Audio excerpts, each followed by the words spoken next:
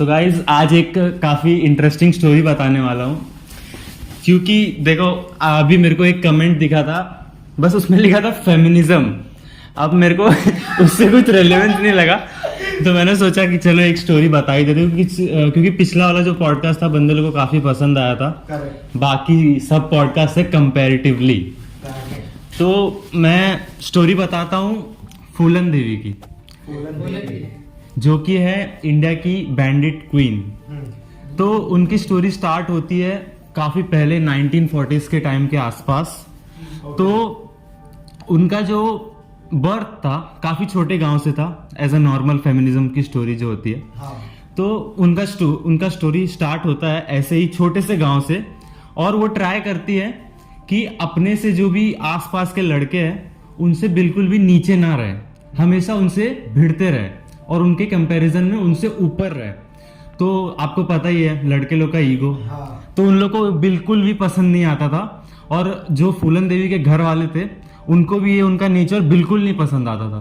तो उन लोग ने भी क्या किया, एट एज ऑफ 11 उनकी शादी करवा दी उनसे 40 साल बड़े आदमी से, 40 साल बड़े आदमी से शादी करवा दी। फिर ऐसे स्टोरी आगे गई और क्या हुआ 40 साल बाद, और ये आपको ये नहीं पता होगा कि उनकी शादी करवाई उसके किसके बदले, एक गाड़ी, कौन सी गाड़ी, साइकिल, एक साइकिल और एक गाय। वो भी वो आदमी था 40 साल बड़ा। उन लोग ने पूरी कोशिश की कि फूलन देवी को कैसे भी मना ले, बट इवेंचुअली फूलन देवी उसके चंगुल से भाग गई। क्यों? क्योंकि उसको काफी ज्यादा सेक्सुअली अब्यूज किया जा रहा था उसके हस्बैंड के द्वारा। वहां से वो निकली और उन्होंने एक गैंग ज्वाइन किया, जो गैंग में वो अपना वापस एक वो उनका जो ईगो था ना कि मैं मेल से ऊपर हूं, तो वो अपना ईगो सेटिस्फाई कर रही थी कि हाँ उसके चंगुल से मैं छूट गई, अभी मैं आजाद हूं। तो वो ट्राई कर रही थी कि अब मैं अपनी जिंदगी फ्रीली जीऊंगी। बट जब वो उस गैंग में आई तो वहां के भी जो मेल्स थे, जो हेड होता है कोई भी एक गैंग का पुराने टाइम में, वो भी उनके साथ अच्छे से बिहेव नहीं करते थे, उनको काफी अब्यूज किया जाता था उस गैंग में भी। तो उस गैंग का जो लीडर था, उस लीडर ने उनको 72 आवर्स तक सेक्सुअली अब्यूज किया। फिर कहीं जाके उनको उस गैंग में वैलिडेशन मिली कि हाँ वो उस गैंग की एक मेंबर है। तो उस गैंग में ऐसा रूमर्स होने लगे कि अब एक लड़की भी इस गैंग में आ गई है।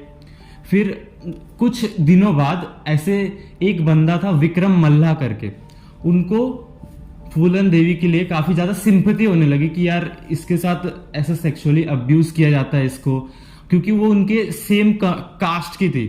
जो फूलन देवी थी उनका जो हस्बैंड थे उनका भी सरनेम मल्ला ही था। दोनों इवेंचुअली मल्ला ही थे। तो उनको भी काफी ज्यादा सिंपैथी होती थी कि यार इसके साथ ऐसा नहीं होना चाहिए। तो विक्रम मल्ला ने गैंग लीडर को गोली मारी और उसके बाद वो दोनों शांति से एक ग्रुप लीडर की तरह उस गैंग को चला रहे थे। तो इवेंचुअली फूलन देवी ने काफी ज्यादा स्किल सीख लिए थे जंगल में सरवाइव करने को, अपना कॉन्फिडेंस बिल्ड कर लिया था और पूरे एरिया में उनका नाम हो गया था गांव में कि हाँ एक औरत है जिनसे हमको बच के रहना है। तो अब क्या हुआ कि जो गैंग मेंबर्स थे ना, उसमें से 2 जो गैंग मेंबर्स थे वो पुलिस स्टेशन में जमा थे। तो उनको जब वापस आके उन लोग ने देखा कि जो गैंग लीडर है, मेन लीडर, वो मर चुका है, और जो मेन जो गैंग है उसका एक लीडर कोई और है। और सबसे ज्यादा उनको बात खराब लगी कि एक औरत गन लेके घूम रही है और सब पे दबाव डाल रही है। और गैंग का नाम हम लोग के गैंग का नाम है, जो मर्दों का गैंग हुआ करता था, उसमें एक औरत आके ऐसा बिहेवियर कर रही है और सबको डरा रही है। मेल ईगो उनका हर्ट हुआ। तो उससे क्या हुआ, उन लोग ने फिर ट्राई किया कि कैसे न कैसे करके फूलन देवी को उस गैंग से हटाया जाए। तो उन लोग ने काफी ज्यादा ट्राई किया, बट फूलन देवी ऐसे नहीं हटने वाली थी। तो उन लोग ने इवेंचुअली उनको गैंग से कैसे निकाला, विक्रम मल्ला को मार के।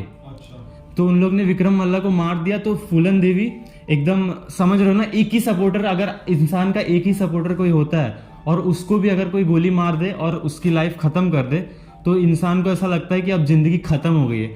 बट फूलन देवी का जो एटीट्यूड था, उन्होंने पूरा ट्राई किया कि वो बदला लेंगी और जरूर लेंगी। तो इवेंचुअली थोड़े टाइम वो रुके रही और अपना एक पूरा प्लान बनाया उन्होंने। और वो उन दोनों लोग के गांव में गई, जो दो थे जो चेले, हाँ, जो जिन्होंने विक्रम मल्ला को मारा था, तो वो उनके गांव में गई। अब मेन प्रॉब्लम यहीं पे आई गांव में। वो गांव गई उन दोनों को ढूंढने, बट गांव वालों को खबर लग गई थी कि फूलन देवी उन लोग को मारने आ रही है। तो गांव वाले वहां आके बोलते हैं नहीं, वो दोनों तो यहाँ नहीं रहते हैं, हम लोग को कुछ पता नहीं है, तुम कौन हो, हम लोग ने तुम्हारा नाम सुना है, तुम बस वहाँ लोगों को मारते फिरती हो, ये वो। अब फूलन देवी के दिमाग में तो गुस्सा चढ़ा था कि विक्रम मल्ला को वो लोगों ने मारा है, मेरा एक ही सपोर्टर जिसने मेरे को साथ दिया, मतलब कहीं ना कहीं उन दोनों का एक लव रिलेशनशिप भी हो गया था अच्छा खासा। तो फूलन देवी के मन में आग था एकदम, बट उन्होंने ट्राई किया कि पहले मैं उन दोनों को ढूंढूं और उन दोनों को मारूं, उसके बाद मैं गांव वालों को देखती हूँ। बट गांव वाले पूरी तरह से, वो जो दो भाई थे उन दोनों को सपोर्ट कर रहे थे गांव वाले। फिर फूलन देवी का गुस्सा फूट गया और उन लोग ने, जो फूलन देवी थी गैंग के साथ आई थी, उन्होंने 30 लोग को गांव वालों को बिठाया और उसमें से 21 लोग को गोली मारा। बट उसमें से कोई भी वो दोनों नहीं थे जिन्होंने विक्रम मल्ला को मारा था। तो ये बात पूरे इंडिया भर फैल गई कि एक औरत है जिसने अपने गुस्से के बल पे और अपने दिमाग के बल पे, अपने जज्बे के बल पे इतने लोगों को खड़े खड़े सामने मार दिया। अब मैं एक नॉर्मल सा क्वेश्चन पूछता हूँ, जैसे समझ लो इन्होंने इतने लोग को, मासूम लोगों को मारा अपने गुस्से में, तो अब समझ लो ये काफी गलत साउंड करता है अभी के टाइम पे कि मर्डर कोई और किया और सजा किसी और लोग को मिली और भी काफी बड़े नंबर पे मिली। तो आप लोगों को कैसा लगता है कि इसमें किसकी गलती हुई मेन? एब्सोल्युटली ब्रो, ये काफ़ी ज़्यादा वो मतलब क्या बोलते हैं उसे, डिस्गस्टिंग नहीं रहता है ना, डिस्टर्बिंग। हाँ, एक डिस्टर्बिंग इंसिडेंट है जहाँ पे इतने सारे लोगों को बिना उनकी गलती के मार दिया गया। तो इस हिसाब से अगर देखें, जो सबसे बड़ी गलती मुझे यहाँ पे लग रहा है कि वो जो गांव वाले थे, जिन्होंने उनको मतलब जानते हुए भी इतने गुस्से में अगर है वो, फिर भी उन्हें इस तरीके का गुस्सा दिलाया, तो उन्होंने फर्स्ट किया। और सेकंड सबसे बड़ी गलती तो कोई भी नहीं जस्टिफाई कर सकता, वो फूलन देवी की ही है। सही बात, क्योंकि अगर उनके हाथ में गन है, then you have a responsibility. और वो गांव वाले, आई मीन कि वो लोग भोले भाले में उन्होंने वो गलती की, बट गलती को कंसिडर करना चाहिए कि ये एक मिस्टेक थी, ये सीखने के लिए कि आगे कभी ऐसा हो तो वी शुड अंडरस्टैंड कि ऐसा हो। बट सबसे बड़ी गलती यहाँ पे फूलन देवी की है, इसको जस्टिफाई कोई नहीं कर सकता, नेवर। वही सेम चीज़ की अपना गुस्सा उतारने के लिए आप किसी मासूम को मार दो, उसको आप कैसे भी जस्टिफाई नहीं कर सकते, भले कितना भी बड़ा रीज़न हो। मासूम कैसे मार सकते हैं। मेरे को ऐसा लगता है कि फूलन देवी की गलती मैं पहले मानूंगा कि इतने लोगों को आप ऐसे डायरेक्ट नहीं मार सकते। दूसरा तो बात, कैसे मार सकते, मतलब आप ऐसे जैसे गलती निकाल के मारो ना, बिना गलती कैसे आप पकड़ा पेल दिया, मार दिया बंदूक से होगी। मुझे ऐसा लग रहा है कि सब, एक तो पहले फूलन देवी की गलती थी, दूसरा गांव वालों की गलती ये थी कि उन्हें पता था कि वो लोग गांव में हैं, फिर भी उन्होंने ये बात छुपाई फूलन देवी से। तीसरा उन दो लोगों की गलती थी जिन्होंने विक्रम मल्ला को मारा, कि अगर उन्हें ऐसा लगता था कि जैसे कि एक औरत आके कैसे डोमिनेट कर रही है, वो कैसे कर सकते हो, तो उनको सीधा उस औरत से बात करनी चाहिए। या अगर आपको लगता है कि आप उसको टक्कर दे सकते हो तो उस औरत से भिड़ो, उस औरत को मार देते। उस औरत को मारते, अब उसको कहाँ मारने जा रहे हो जो उस औरत को सपोर्ट कर रहा है। करेक्ट, मतलब मेरे को ऐसा लग रहा है कि उन दोनों की भी गलती ऐसा साइकोलॉजिकली दे बोल रहे हैं, किसी के सपोर्ट में नहीं कि किसी को मार दो, ये सब साइकोलॉजिकली। हाँ, मतलब ऐसा थियोरेटिकली ये सब बात हो रही है। ओवरऑल लाइक कंपैरेटिवली अगर आपको किसी के एक बंदे से प्रॉब्लम है तो उसके बच्चे को, बाप से प्रॉब्लम है तो बच्चे को नहीं मार दोगे ना, एकदम ऐसी सीन होती है। तो वो तो आपने काफी अलग किया, but what was the scene. अब मैं थोड़ा सा एक और क्वेश्चन पूछना चाहूँगा। जैसे समझ लो उनको एक नेम टैग मिला है द बैंडिट क्वीन, क्या वो डिजर्व करती है? नहीं, बिल्कुल नहीं। Because I know the reason behind this. India के अंदर कैसा सीन है, not in India but overall world, जो नेगेटिव है, जैसे पाब्लो एस्कोबार है, उनकी वजह से बहुत सारे लोग मरे, बहुत आर्मी मैन मरे, मतलब सड़क पे मतलब लाशें बिछ गई थी, बट उनको द किंग पिन कहा जाता है। द किंग पिन ऐसा एक कैरेक्टर भी एमसीयू किंग पिन कहा जाता है उन्हें। वहां पे ड्रग लॉर्ड कहा जाता है, लॉर्ड। समझ रहे हो आप? हाँ। तो नेगेटिव लोगों को इतना अच्छा नाम देना कि लोगों की आदत ही है, तो बैंडिट क्वीन उसी हिसाब से नाम दिया है। पर वो जो क्वीन है ना, वो मतलब अच्छा चीज नहीं जस्टिफाई कर रहा, आगे बैंडिट भी है, वो भी देखो, बैंडिट भी है, बैंडिट यानी डाकू डकैत, ये सारे लोग जो बेकार काम करते हैं, ऐसा रेपिस्ट किंग नहीं नाम दोगे आप, वही सही समझ बात रहे है। हो? हाँ तो वैसा तो बैंडिट क्वीन ऐसा हो गया अभी, that's the scene. I don't think नाम अच्छा है उनका। हाँ, तो आदर्श ने काफ़ी मतलब टोटली क्लेरिफाई कर दिया, तो बाकी लोग भी एग्री करते होंगे मुझे लगता है। तो मैं थोड़ी सी, हाँ, क्योंकि मेरे को पता है कि उन्होंने पूरी तरह से ऑलमोस्ट क्लेरिफाई कर दिया है, तो मैं एक आगे की थोड़ी सी स्टोरी बताता हूँ। जैसे उनको पता चला, जैसे उनको थोड़े टाइम में अंदाज़ा हुआ कि उन्होंने कितना बड़ा क्राइम किया है, तो इवेंचुअली वो आई, सरेंडर करने आई। तो उन्होंने सरेंडर किया, उन्होंने शर्त रखा कि आज के बाद जो गांव से मैं निकली हूँ वहाँ पे कोई भी एक बाल विवाह नहीं होना चाहिए। मैं सरेंडर कर रही हूँ, मैं अपनी गन या तो दुर्गा माँ के सामने या तो महात्मा गांधी के सामने, दोनों के सामने ही रखूँगी, दोनों में से किसी एक के सामने रखूँगी। ये उनकी शर्त थी, उनकी शर्त मानी गई। उन्होंने दुर्गा माँ के सामने अपनी गन छोड़ दी और सब मतलब जो भी हत्या वत्या वो करती थी वो सब छोड़ दिया। उनको 11 साल की जेल हुई। उसके बाद जो उनको पावर मिली, जो उनको नाम मिला, उसके साथ उन्होंने मदद किया जो भी बिछड़े इलाके के लोग हैं, जहाँ पे बच्ची लोग का काफ़ी जल्दी मैरिज करवा दिया जाता है और जहाँ पे लोग ऐसी मेंटेलिटी रखते हैं कि लड़की कुछ कर नहीं सकती। तो वहाँ पे उन्होंने जाके सबसे ज़्यादा अपना इम्पैक्ट दिया कि देखो मैंने इतना कुछ किया, मैंने गलती भी की, बट मैंने उस गलती को सुधार के मैं वापस आई हूँ तुम्हारा भला करने। भले से उन्होंने गलती की, बट आपने आदर्श बोला कि पाब्लो एस्कोबार, उनका इम्पैक्ट काफ़ी ज़्यादा है। अभी भी बंदे बोलते कि क्या बंदा था यार, इतना कमाया, इतना जला देता था, ये वो जो भी स्टोरी था उनका। तो एक इम्पैक्ट रहता है ना, नेगेटिव इम्पैक्ट हो चाहे पॉजिटिव, उनका भी इम्पैक्ट था, तो लोग उनकी बात मानने लगे। इवेंचुअली उन्होंने काफ़ी अच्छा काम किया। जो भी उनका गांव था वहाँ से पूरी तरह से चाइल्ड मैरिज ख़त्म किया, जो भी गैंग वैंग थी उन सबको बंद करवाया। तो इतना काम करने के बाद अब वो बैंडिट क्वीन का नाम डिजर्व करती है। उन्होंने देखो जी, अब पास्ट जो है कुछ भी करो, पास्ट जो है वो मैटर करेगा ही भाई, कुछ भी कर लो आप, ओके। और जहाँ तक मुझे ऐसा लग रहा है महात्मा गांधी के आगे बहुत महान हूँ मैं, अपने आप को इंसानों के आगे सरेंडर करना नहीं समझती हूँ मैं। कोई महात्मा के आगे सरेंडर करूंगी या तो देवी दुर्गा माँ के आगे सरेंडर करूंगी। आपकी बात आदर्श बहुत मतलब ठीक है, ये आपका थिंकिंग मतलब जो भी आप सोच रहे हो या हाँ। आपके हिसाब से नहीं, मैं अमन ने जो पॉइंट रखा ना, उन्होंने जो अच्छा काम किया, हाँ अच्छा बट काम। मैं ये बोलना चाहता हूँ कि आप अगर इनका पास्ट देख रहे हो तो इनके साथ जो पास्ट में हुआ आपको वो भी कंसीडर करना पड़ेगा। मैं उसको कंसीडर करके जो आगे उन्होंने चेंज लाया, चाइल्ड मैरिज नहीं होना चाहिए, ये भी पॉइंट था मेरा। अभी जैसे कि आप इनके पास्ट के अंदर देखोगे कि इनके साथ जो भी हुआ था उस समय पे, डेफिनेटली वो भी गलत है। वो गांव वालों को उन्होंने जिस तरीके से पनिश किया उसको भी जस्टिफाई नहीं करेंगे, ठीक है। और उन्होंने बाद में जो वहाँ पे वो बंदूक रखी, उन्होंने ऐसा, मतलब मैं ये कह रहा हूँ कि जो काम उन्होंने किया, ठीक है, इंडिया वॉज अ स्लेव, उनको छुड़ाने का तरीका महात्मा गांधी का था, एकदम पीसफुल, बहुत अच्छा अग्रीड था। इनका वो चीज़ खत्म करने का जो तरीका था पीसफुल नहीं था। बहुत सारे लोग, इनोसेंट लोग मारे गए। क्या पता उसके अंदर भी कुछ ऐसे लोग थे जो इस थिंकिंग को, उनकी थिंकिंग सपोर्ट करते थे। देखो आदर्श, आप मतलब आपका बोलना बहुत सही है, बट एक्चुअली देखो महात्मा गांधी जी का मोटिव डिसाइडेड था कि मेरे को इंडिया को ही रिलीज करवाना है, ठीक है। बट फूलन देवी ने कोई मोटिव लेकर वो डाकू नहीं बनी थी कि मैं डाकू बन जाऊंगी तो उसके बाद मैं चाइल्ड लेबर खत्म करवा दूंगी, चाइल्ड मैरिज खत्म करवा दूंगी।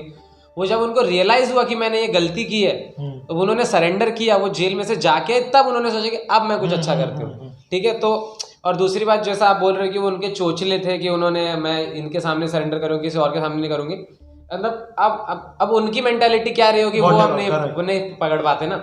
अब जैसे कि अभी जो भी उनके साथ हुआ पास्ट में, जितना भी उनको हरासमेंट किया गया हो, अब अगर किसी एक बंदे की मेंटालिटी ऐसे पकड़ो, या मैं अपने आप को लूँ कि मुझे ही कितना, अगर कोई ऐसे हरास करे कोई एक स्पेसिफाइड जेंडर, तो मैं कैसे किस पे भरोसा कर लूँ, ठीक है। तो जो मेरे सामने सबसे ज्यादा ट्रस्टवर्दी इंसान होगा, मैं सिर्फ उसके सामने अपना जो भी रहेगा वो करना चाहूंगा। तो तब के टाइम पे एक भगवान जो मंदिर में थे वो थे, और दूसरे हमारे महात्मा गांधी जी थे, ठीक है। बट गांधी जी ने बहुत अच्छा काम किया जैसे आप बोल रहे हो, बट उन्होंने भी बहुत सारे डार्क काम किए जो बंदे जानते, बट फिर भी हम लोग महात्मा गांधी को उतना प्रेज देते हैं। तो अब जैसे महात्मा गांधी की भी गलतियां पर इग्नोर की जाती है ना, तो फूलन देवी ने भी बहुत अच्छा रेवोल्यूशन लाने की कोशिश की थी। उनकी गलती बहुत बड़ी थी, मैं मानता हूँ, बट रेवोल्यूशन के आगे आई गेस थोड़ा उनको रॉयल्टी मिलना चाहिए, ऐसा मेरा। और वही मैं भी ये बोलना चाहूँगा कि उनके साथ जो भी पूरे उनके बचपन में और फिर अडल्टहुड में हुआ, तो उनको कभी कंपैशन और ये चीज़ें मिली नहीं, ठीक है। तो उनका मेंटालिटी इस तरह से हो चुका था कि एक रफ हो चुकी थी। अगर आप उस पोजीशन में थे जब उन्होंने मारा था विलेजर्स को, तो आप शायद कंपैशन की वजह से नहीं मारते कि नहीं ये चीज़ आपके हाथ काँपते, बट उनका इतना सब हो चुका था, इतनी चीज़ें उन्होंने देखी थी बार बार कि उस गुस्से में उन्होंने वो चीज़ कर दिया। अब उस चीज़ को जो उन्होंने बाद में किया, आदेश के बाद से मैं अग्री करता हूँ कि रिडीम नहीं हो सकता, बट स्टिल उनका जो मोटिव था वो उन लोग को मारने का इसके लिए नहीं था क्योंकि उनको मारना था, बट एक गुस्से में आके मार दिया। और जो बाद में का मोटिव था वो यही था कि उनको जो उनके साथ हुआ वो बाकी किसी के साथ ना हो, वैसा चेंज लाने की जो मोटिव थे वो मुझे अच्छी लगी। तो इसकी वजह से उनको मैं पूरी तरह से गलत भी नहीं मानता। वेल दोनों की बात एकदम परफेक्टली है। कंपैशन की बात अगर हम लोग मतलब ऐसा आगे रखते हैं कि कंपैशन इज लाइक कि जब वो बाद में वो आई, उन्होंने ये सब चीज़ की थी, she felt compassion, it was, जहाँ से हमें ये प्रूव होता है उनके फ्यूचर एक्ट से कि उनके पास कंपैशन था। जो उन्होंने एक्शन लिया वो गुस्से के दम पे लिया, समझ रहे हैं, यानी कंपैशन बहुत था उनके अंदर, पर उनका एक्शन था वो गुस्से वाला था, जस्टिफिकेशन में था। और जो चीज़ मैं अभी बोल रहा हूँ, आई एम रियली सॉरी, मैंने उस चीज़ को नहीं जस्टिफाई किया। इट्स बिकॉज ये जो एक्ट है, ये पर्टिकुलर एक्ट है, अगर आप उनको फूलन देवी को ना कंसिडर करके उनका एक्ट कंसिडर करो तो इसको बहुत अच्छा एक्ट माना जाता है। किसको? ये वाला एक्ट, 21 लोगों को मारने वाला। अच्छा। सोशली ये अगर कोई देखेगा, कोई अगर इस चीज़ को देख रहा है, तो मैं उसका ये चीज़ क्लियर करना चाहता हूँ, that was not a good act. Because वो बोलते हैं उनके साथ इतना ज़्यादा हुआ बेकार, इतना सा नेल्सन मंडेला भी है यार, ऐसे अलग अलग एग्जाम्पल हमारे पास है। नहीं वो हम लोग बोले तो इसके आगे ऐसे ही हो जाता है कि टोटली कि उनका वो पर्टिकुलर एक्ट था वो बड़ा बेकार था, और वो एक्ट करने के बाद में वही गन को if you are just doing it, there is a complete different वे।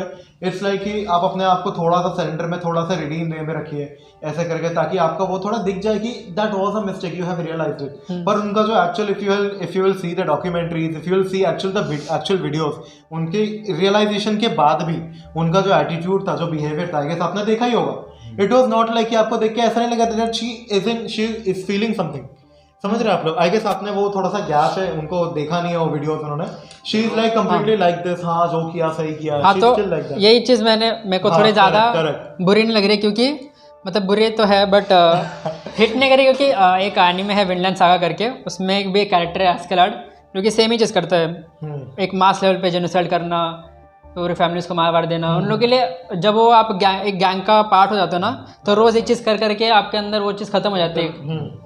तो उस मेंटालिटी की वजह से शायद से उनके अंदर एटीट्यूड था। मैं एक चीज़ बता दूंगा कि जैसे समझ लो मैंने ये बताया कि उन्होंने काफ़ी ज़्यादा गलत काम किया और काफ़ी ज़्यादा सही काम किया, बट मैंने स्टोरी शॉर्ट में बताया थोड़ा, जो मैंने उनके बारे में मतलब मॉलेस्टेशन का जो भी बताया कि उनके साथ काफ़ी ज़्यादा मॉलेस्टेशन हुआ है, काफ़ी ज़्यादा उनके साथ सेक्सुअल अब्यूज़ हुआ है, तो वो मैंने शॉर्ट में बताया। उनके साथ और भी काफ़ी टाइम हो चुका है जो कि मैंने स्टोरी में कंसीडर नहीं किया, और उन्होंने उनका भी जो हुआ है, जो काफ़ी ज़्यादा सेक्सुअल अब्यूज़ हुआ है उनके साथ, वो उनकी सिंपैथी में है। बट उनके अपोजिट में ये भी है कि उन्होंने अपने हस्बैंड को भी मारा है, जो बट अब वो कैसे जस्टिफाई करेंगे लोग कि वो जो हस्बैंड थे उनके साथ अच्छा बिहेव नहीं करते थे, उनको सेक्सुअली अब्यूज करते थे, बट उन्होंने अपने हस्बैंड को भी मारा है। पर विक्रम मल्ला नहीं ना, विक्रम मल्ला वो सेम सरनेम वाला उनका सपोर्टर, उन्होंने अपने हस्बैंड को भी मारा है। तो इसके लिए मैंने शॉर्ट स्टोरी बताने के लिए ऐसा किया, बट आप समझ रहे हो ना कि पॉइंट। हाँ देखो, मैं ऐसा बोलना चाहूँगा, मैंने उनका एक स्टोरी बुक जो था उसमें मैंने नोटिस किया कि उन्होंने लिखा है कि मैंने जो वो टाइम पे अपने जो एक्शंस लिए, वो टाइम मैं कोशिश कर रही थी कि जो मेरे साथ जो हुआ, मेरे साथ जो चाइल्ड मैरिज हुआ, मेरे साथ जितना भी अब्यूज़ हुआ, लोगों में एक खौफ बैठ जाए। उन्होंने ये एक्सेप्ट किया कि मेरा तरीका सबसे गलत था, वो टाइम पे जो सबसे गलत तरीका हो सकता था मैंने वही चूज़ किया। बट मैंने उसको क्यों चूज़ किया? ताकि एक लोगों पे परफेक्ट इम्पैक्ट पड़े कि हाँ, अगर आप लोग ये सब करते हो तो उसके खिलाफ उठ के बोलने वाला कोई एक है। और उन्होंने ये भी एक्सेप्ट किया कि मैंने सबसे गलत वे चूज़ किया उसको प्रूव करने का। तो मेरा यही मेंटालिटी है कि आप समझ सकते हो कि उनको कोई एक ऐसा, ना वो खुद को जस्टिफाई कर पाई, ना हम खुद उनको जस्टिफाई कर सकते। हाँ, वो तो कोई नहीं कर सकता। तो जैसे कि मैंने बताया कि फूलन देवी अपने आप से भी काफ़ी सॉरी थी, और बट समझ रहे हो कि उनको माफ़ नहीं किया जा सकता था। तो इवेंचुअली कहीं ना कहीं किसी ना किसी के अंदर एक ग्रज रहता ही है कि ये, और जैसे कि आदर्श ने मेंशन किया कि उनका बिहेवियर वैसा ही था, रूड बिहेवियर था, तो वो ग्रज था लोगों में। और इवेंचुअली एक बंदे ने उनको गोली मार दी, पूरी 6 की 6 गोली उनके अंदर भर दी। मतलब ऐसा डिसरिस्पेक्टफुली नहीं बोल रहा हूँ, बता रहा हूँ जो हुआ था। तो अब हुआ क्या कि वो बंदे ने उनको गोली मार दी, उनका वहीं पे डेथ हो गया। फिर उसके बाद उस बंदे को जेल लेके गया तिहाड़ जेल, इंडिया का सबसे फेमस जेल, ऑलमोस्ट सबको नाम सुना ही होगा, तिहाड़ जेल। वहाँ पे वो गए, तो वो टाइम पे उन्होंने फिर कन्फेस किया कि मैंने वो मर्डर नहीं किया है, समझ रहे हो? हाँ, मतलब जिन्होंने फूलन देवी को मारा। हाँ। और इवेंचुअली क्या हुआ कि स्टार्टिंग में उन पे इल्जाम लगा था कि उसने मारा है, बट किसी ने देखा नहीं था, हाँ आरोप लगाया गया था। फिर उन्होंने बोला कि मैंने नहीं किया, बट उन्होंने सजा काटी, अपनी सजा काटी। और सजा काटने के दौरान क्या हुआ कि जब वो थे ना केज के अंदर, अपना सेल के अंदर, तो इंडिया के बाहर क्या चल रहा था, तो जब वो तिहाड़ जेल में थे तब हमारी कंट्री में क्या चल रहा था कि हमारे जो एक शूरवीर थे पृथ्वीराज चौहान, उनकी जो कब्र है वो अफगानिस्तान में है। और वहाँ पे जो वहाँ के लोग हैं एक पर्टिकुलर जगह को एंटर करने के लिए उनके कब्र को डिसरिस्पेक्ट कर रहे थे, उनके कब्र पर चप्पलें फेंक रहे थे, उनके कब्र पर चप्पलें मार रहे थे। तो वो खबर न्यूज़ में आई और ये खबर शेर सिंह को पता चली, तो उनको ये खबर काफ़ी ख़राब लगी, क्योंकि वो एक हिंदूवादी थे, काफ़ी ज़्यादा हिंदूवादी थे। तो उन्होंने ये ठाना कि अब मैं इस कब्र को वापस इंडिया लेके आऊँगा, बट वो उतना क्लियर माइंडेड नहीं थे। फिर जो तिहाड़ जेल है वहाँ पे 2-3 अफगानी भी कैद थे, वो लोग बोल रहे थे कि हम लोग आएंगे, कभी भी कुछ भी करेंगे, इंडिया वाले कुछ नहीं कर सकते। और मैं लिख के दे रहा हूँ कि वहाँ से कोई कब्र को नहीं लेके आ पाएगा, अफगानी लोग ऐसे बात कर रहे थे। तब उनका खून एकदम खौल गया कि अब मैं कुछ भी करके वो कब्र को इंडिया में लाऊंगा तो लाऊंगा। अब उनका प्लान शुरू हुआ। पहले वो इंडिया से भागे, जेल से भागे, इंडिया से नेपाल गए। उन्होंने एज अ नेपाली सिटीजन अपने आप को रजिस्टर करवाया। वहाँ से वो गए बांग्लादेश में उन्होंने पढ़ाई शुरू की अपनी, मतलब ऐसा दिखाने के लिए कि मैं वहाँ का सिटीजन हूँ, पढ़ाई शुरू की। बट वो पढ़ाई के बीच में वो अपना प्लान बना रहे थे। फिर मेन इंसिडेंट यही होता है कि 11 महीने बांग्लादेश में बिताने के बाद उनका जब पूरा प्लान बन गया, वो वहाँ से अफगानिस्तान गए।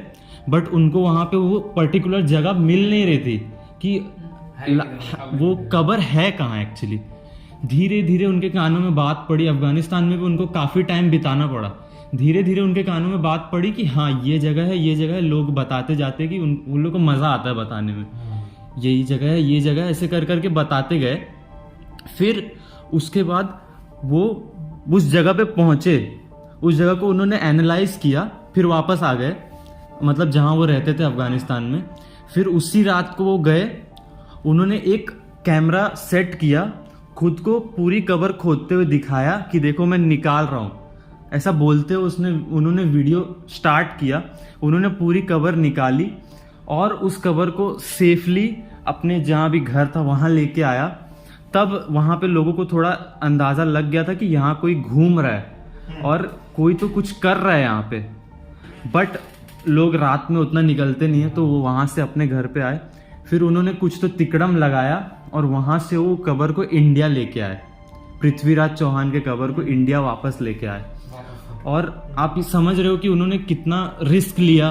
अगर कोई भी उनको देख लेता, जितने लोग भी पृथ्वीराज चौहान जी के कब्र को डिसरिस्पेक्ट करते, इवेंचुअली वो आते और उनके साथ क्या क्या, मतलब शेर सिंह के साथ क्या करते, आप लोगों को अंदाजा है, ये अफगानिस्तान है वो, तो समझ जाओ आप।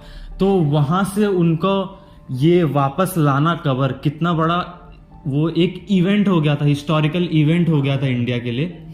अब जैसे कि मैं आपको पता है क्वेश्चन पूछने वाला हूँ, इवेंचुअली ये कंफर्म हुआ कि शेर सिंह ने ही फूलन देवी का मर्डर किया है गोली मार के। अब आप लोग ये बताओ कि ये चीज़ जस्टिफाई होती है किसी का मर्डर करने के बाद एक हिस्टोरिकल काम करना और उसके बेस पे अपना रिस्पेक्ट वापस गेन करना। बताओ आदर्श। करवा कर रहे हो? मैं तो पहले अच्छा चलो मैं ये बोलना चाहता हूँ, जब फूलन देवी का इंसिडेंट था तभी भी हम यही बात जैसा आदर्श बोल रहे थे कि चाहे उन्होंने आगे कितना भी अच्छा काम किया होगा, उन्होंने 21 पीपल्स को मारा, 21 पीपल्स को, तो बहुत बड़ा कांड है जिसको हम नहीं भूल सकते या नहीं ऐसा नहीं फॉरगिव कर सकते। Crime is crime. तो ये सेम रूल अगर शेर सिंह पर भी हम लागू करो तो कुछ गलत नहीं होगा कि आपने बहुत अच्छा काम किया, एक रेवोल्यूशन लाया इंडिया वालों के लिए, दैट्स गुड, बट आपने पीछे जो काम किया वो भी एक अनफॉरगिवेबल टास्क है, क्योंकि फूलन देवी ने गलत किया जिसका ग्रज आपके मन में आया, बट आपने फूलन देवी को कब मारा? जब वो कुछ अच्छा काम कर रही थी। आपने उस टाइम पर फूलन देवी को नहीं मारा जब उन्होंने उस कांड को किया या जब वो जेल जा रही थी या वो सरेंडर करने वाली थी, तभी भी अगर आप मारते तो ऐसा होता कि चलो ठीक है मारा था, सरेंडर करना है तो इसने मार दिया। आपने कब मारा? जब वो उन्होंने एक रेवोल्यूशन फूलन देवी ने अपनी सजा काट ली थी, उसके बाद जब उन्हें उस चीज का एक पनिशमेंट मिल चुका था तब। तो ये आपका जो सोच था, मतलब शेर सिंह का जो उन्होंने ये स्टेप लिया था वो उनके लिए काफी गलत था। उसके बाद फिर उन्होंने जो टास्क किया वो भले से बहुत अच्छा क्यों ना हो, बट आप ऐसा नहीं बोल सकते कि वो भी पूरी तरीके से उन्होंने जो काम किया उसके पीछे ये ऑनलाइन का क्राइम छुप जाएगा। आप कह सकते हो इक्वली, आप बहुत अच्छा भी बोल सकते हो लेकिन आपने एक गलत काम भी किया है। आदर्श अगर शेर सिंह से पर्सनालिटी एनालिसिस अगर ऐसे देखे तो हमें क्लियरली पता लगता है काफी रिवेंजफुल थे वो, स्टार्टिंग से ही काफी रिवेंजफुल है, यानी उनको बदला लेना ही है। फूलन देवी का अगर इसमें बताया तो मैं ये एड ऑन करना चाहता हूँ कि जब उन्होंने उनको मारा था वो लेजिस्लेटिव असेंबली के सामने मारा था, शी वॉज एमएलए। जब उनको मारा गया था तब वो एमएलए थी। और अभी क्या आप इससे फिर इंडियन गवर्नमेंट, अमन मैं आपसे पूछता हूँ, क्या इंडियन गवर्नमेंट को जस्टिफाई करोगे कि वो एक इतने बड़े क्रिमिनल को, बैंडिट क्वीन को एमएलए की टिकट दे दिया?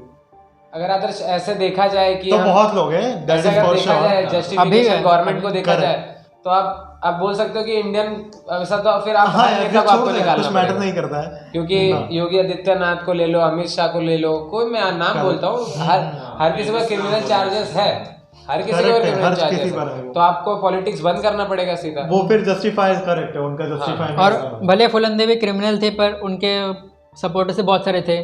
तो जैसा आदर्श आप बोलते हो कि पास्ट को हम नहीं बोल सकते, बट गवर्नमेंट का ऐसा नहीं मानना है। Government will just ignore the past and just consider what you are doing in the present में, क्योंकि गवर्नमेंट में भी एक पार्टी में आप होगे ना, वो पार्टी आपको नहीं चूज करती, आपके पीछे कितने लोग आ रहे हैं उसको चूज कर रही है ना।